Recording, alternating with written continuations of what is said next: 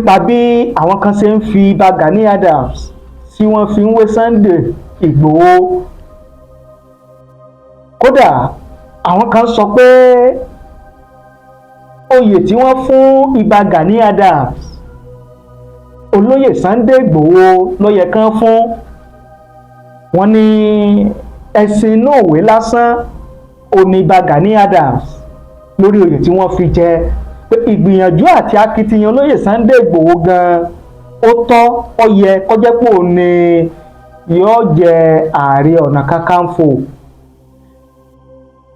Ọ̀rọ̀ tó wá ń jáde láti iléeṣẹ́ Ìbà Gani Adams, iléeṣẹ́ Ààrẹ Onakakanfo ilẹ̀ Yorùbá, wọ́n ti wá ń ṣèkìlọ̀ fún gbogbo àwọn tí wọ́n ń fi olóyè Sunday Igboho wé Ìbà Gani Adams, tàbí tí wọ́n ń fi Ìbà Gani Adams wé olóyè Sunday Igboho. Kí ni ọ̀rọ̀ tó jáde?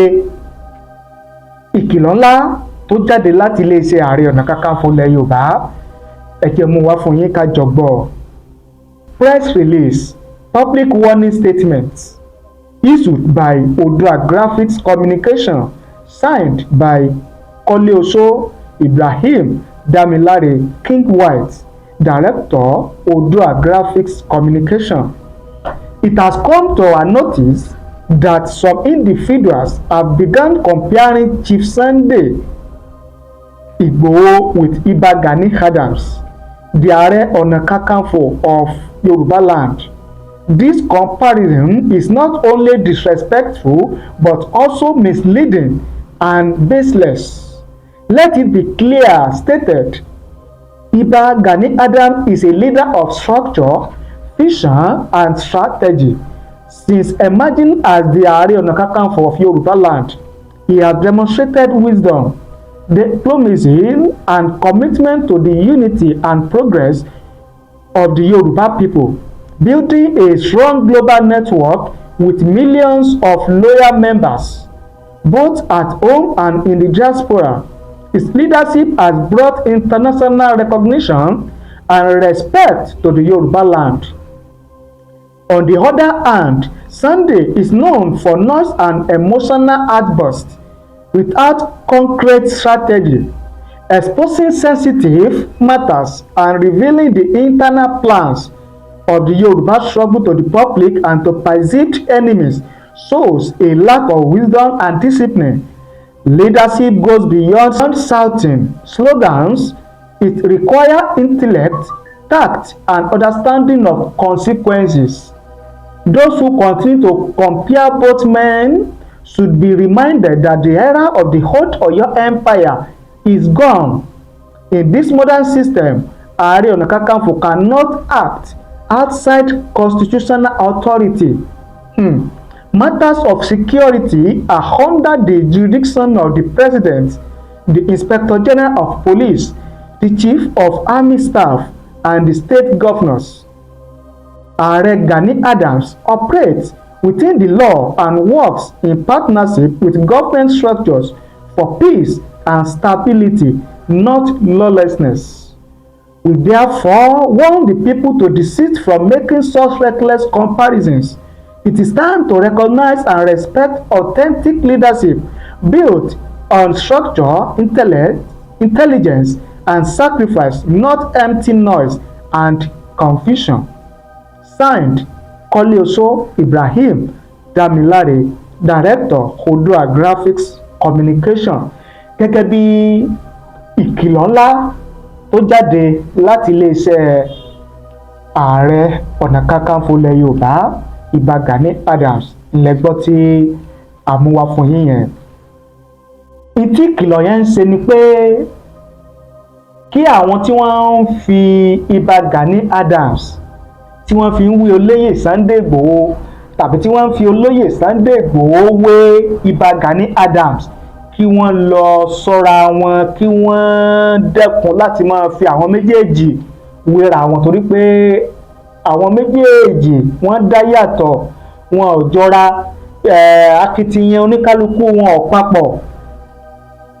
Nínú àtẹ̀jáde yẹn, nǹkan kan wà ńbẹ̀ tí mo fẹ́ ká note.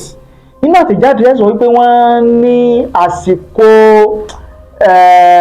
Ọ̀yọ́ empire tí Ọ̀yọ́ ń jẹ gàba lórí àwọn ilẹ̀ Yorùbá yòókù wípé ó ti pin pé kì í àṣì lásìkò yẹn mọ́ pé àsìkò yẹn ti kọjá.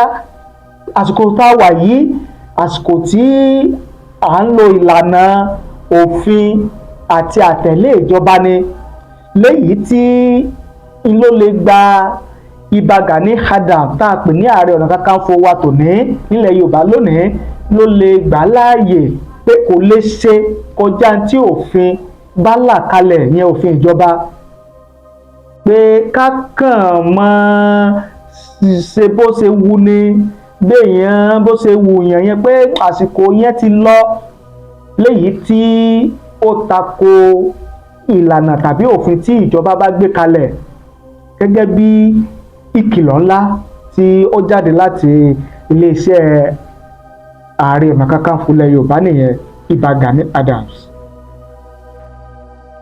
Àwọn èèyàn wá ń fi ìwòye àti èrò tiwọn wọ́n fi hàn, wọ́n sì fi ṣọwọ́ sí wa. Ẹ jẹ́ ká wo ohun tí àwọn èèyàn ń wí, tí àwọn èèyàn ń sọ nípa fífi Olóyè Sunday Igboho àti Ìbà Gani Adams fífi wọ́n wéra wọn, akitiyan àwọn méjèèjì lórí ìlọsíwájú wíwà lálàáfíà ilẹ̀ Yorùbá. Ẹ jẹ́ ká wo ohun tí àwọn èèyàn ń sọ.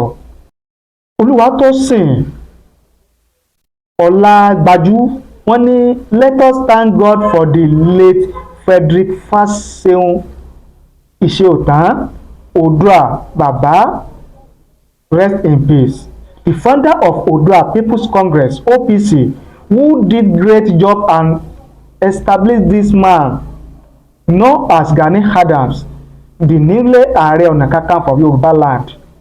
In our Yoruba land, this ethics title is meant for the Yoruba warrior and not a coward man, a man that will fight for his nation, that will stop the killing of his people and give his people a proper peace of mind.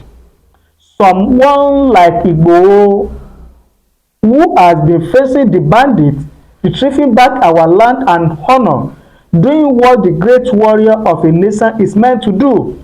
I think he is supposed to be the title name honor in this Yoruba land. Ọmọ Yorùbá ẹ ronú o, kí ẹ fi ọ̀tẹ̀ sílẹ̀. Akọni ni akọni ọmọ jẹ́, ẹ jẹ́ ká lọ jókòó jẹ́. Anthony Olúwọlé àwọn ní Chief Sunday Igboho is the real Yoruba warrior. Let's set aside sentiment. Igboho is bold and outspoken, always ready to deliver whenever is called upon. God bless Chief Sunday Igboho. Mr. Ebunoluwa Adeyemi, àwọn ní the Aare Onakakanfo that we all know is a warrior. This particular one is a ceremonial Aare Onakakanfo that always wear white agbada and white cap without any tangible achievements. This our Aare Onakakanfo is fake. The person that cannot face bandits, face talkless of Boko Haram. These people should stop promote empty barrel. Ọ̀rọ̀ ẹnìkan tó nìyẹn o. Ẹ jẹ́ wo Olúwatósìn Gbádégẹṣin. Àwọn ní some people don't really know what government is. You cannot do anything on your own without government approval or permission. Please, everybody should fear government. The man is talking from his experience and he knows what government means. Akínwùmí Táíwò àwọn ní keep waiting for government to give you approval before you can defend your people. Mumu people. Ọládélé Fẹ́mi Franklin àwọn ní at the being government is going to award the contract to build or erect a big fence to contain the bandits. I trust our Aare will be the first person to go there without taking permission from anyone. Adéìfẹ́ Franklin àwọn ní Olóyè Sunday Igboho deserve that post, not Gani Adams. Nonsense. Mr. Tola Layode àwọn ní nonsense talk. Gani Adams should be deprived as Aare Onakakanfo. The title is more befitting on Sunday Igboho Oòṣà. Salaudeen Adebayo. When was Oodua People's Congress started working in partnership with government? Ẹ máa múra yín sílẹ̀. Okay? Ismail Bolaji Jimoh. Àwọn ní some people are shouting Aare Onakakanfo. Ohun tó dífá fún Sunday Igboho being on the wanted list and finding it very difficult to help the Kwaras ló dífá fún Aare Onakakanfo tí ò fi lè lọ ẹ̀pù àwọn èèyàn wọn ní Kwara. Alákòóbá àti atinipa ni àwọn èèyàn, bẹ́ẹ̀ sì ni abánidá kan kì í báni débẹ̀ mọ́. Aare Onakakanfo has onset make all the southwest governors and a Ọba, that is Alaafin, should allow him to do the needful despite the fact that they have taken oath and vow to protect the citizens of their respective states. Till now, none of them has taken a proactive action. Aare Onakakanfo lẹ̀ Yorùbá ẹ má sojo gẹ́gẹ́ bí Mr. Ibrahim Bolaji wọ́n sì fi sọwọ́ nìyẹn. Bùnmi Awóyẹmí àwọn ní this kind of press release or whatever, it is not necessary. Whatever you say, you cannot stop people from comparing who they want to compare. But coming to respond to this is like dragging Gani Adams in the mud. David Ajani àwọn ní ẹ̀yin alábùkù ẹ̀dá gbogbo yìí, must you drag Igboho Oòṣà and bring him to mud in your write-up? Ẹ̀yin aláìlójútì àfi ká máa dá gbádá irọ́ bolẹ̀ kiri. Èyí ọwọ́ yín lè wá ojútùú sí ìṣòro tó ń kojú ilẹ̀ Yorùbá lọ́wọ́lọ́wọ́ báyìí. Agbádá lásán lẹ̀ ń dà bolẹ̀ kiri. Olúfẹ́mi Owólabí àwọn ní do we know any Aare Onakakanfo sef? What has been his assistant to any Yoruba city or village? Aare Onakakanfo on book but not Aare Onakakanfo is on book not on in action. Gẹ́gẹ́ bí ìwòye àti èrò àwọn ọmọ ilẹ̀ Yorùbá lórí àtẹ̀jáde tí mo mú wá fún yín yẹn, òun lẹ ti gbọ́ yẹn. Ẹ rí i pé 90% ìwòye àwọn èèyàn tí mo mú wá fún yín yẹn, òun ni wọ́n ń jẹ́ ká mọ̀ wípé oyè tí Aláàfin àná Ọba Lámídì Adéyẹmí Àtàndá Adéyẹmí kẹta Aláàfin tìlú Ọ̀yọ́ tí wọ́n fún Ìbà Gani Adams ìyẹn Aare Onakakanfo wípé kì í ṣe Ìbà Gani Adams ló yẹ kán fún ní oyè yẹn, pé ẹni tí ó ṣetán láti jà fún ìran Yorùbá, láti dáàbò bo ilẹ̀ Yorùbá gẹ́gẹ́ bí ìtàn tó bí oyè Aare Onakakanfo pé ló yẹ kán fún ní oyè yẹn. Ọ̀pọ̀lọpọ̀ àwọn èèyàn ni wọ́n ń dárúkọ Lóyè Sunday Igboho pé Lóyè Sunday Igboho gan ni oyè Aare Onakakanfo ilẹ̀ Yorùbá tọ́ sí.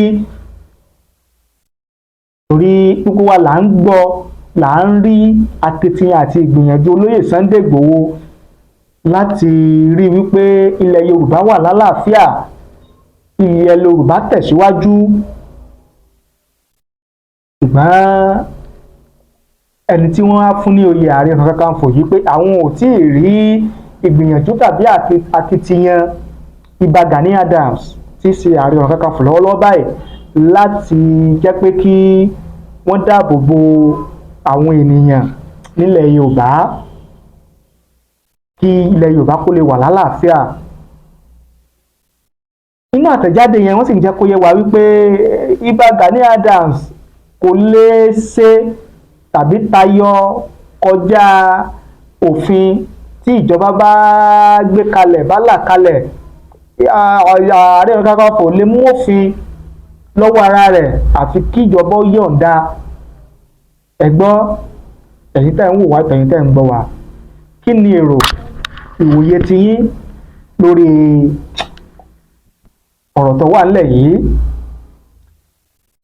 Ẹ fi ṣọwọ́ sí wa láàyè comment nísàlẹ̀ fídíò yìí. A kà á sì ṣe àgbéyẹ̀wò rẹ̀ gẹ́gẹ́ bí ìṣe wa. Ẹ bá ní pín, ẹ bá ní share rẹ̀ kó lè káàkiri àgbáláyé. Ẹ ṣé bẹ́ẹ̀ ṣe ń wò wá, ẹ ṣé bẹ́ẹ̀ ṣe ń gbọ́ wa. Ojú tẹ́ fi ń wò wá kò ní fọ́, etí tẹ́ fi ń gbọ́ wa kò ní di láṣẹ Èdùmàrè. Ìbànújẹ́ ó kéré ni, ó tóbi ni, kò ní jẹ́ pín wa o, lágbára Adẹ́dàá. Ẹni tó lò ó ló lè ròyìn. Tèrè bá dèrè lọ́dọ̀ àkọsábò.